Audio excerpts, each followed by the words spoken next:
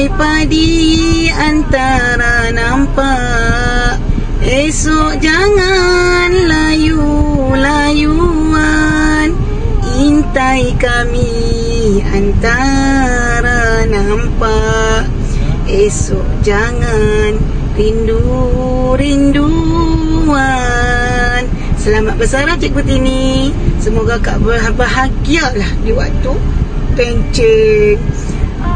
Jangan lupa kami di sini. I love you.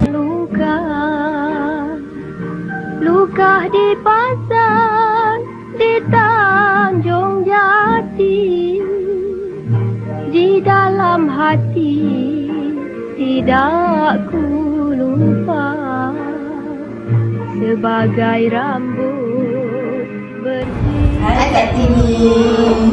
Okey, saya sebagai sahabat lah selama bersama Kak Tini ni. Kak Tini adalah seorang yang sangat buat hati dan dia takkan pernah kata no jika ada orang minta tolong. Thank you Kak Tini. Kak Tini ni dia cool, nampak cool orangnya, tapi dalam hati dia letakkan. Tapi sepanjang berada dengan dia, banyak nasihat dia dibagi lah. Tak kami kan semua jadikan sebagai adik-adik yang rasa macam sayang lah dekat dia. Jugalah. Selamat bersara Kak Tini. Bye Kak Tini. Love you. Ini seorang yang periang.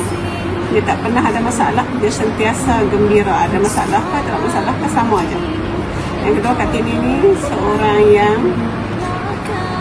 mudah nak minta tolong. Nak minta tolong apa, anytime boleh.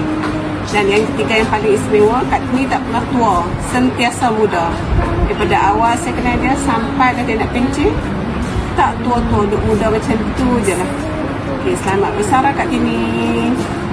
Selamat bersara Kak Tini.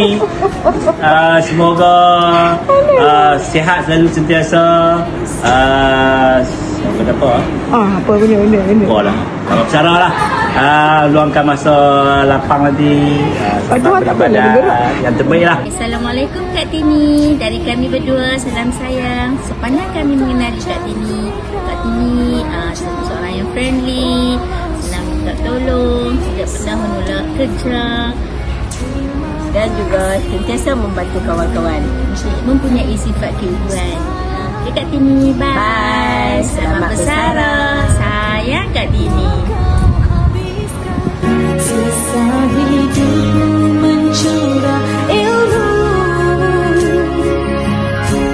yang tak masuk dalam hikmatanmu. Okay, bye-bye.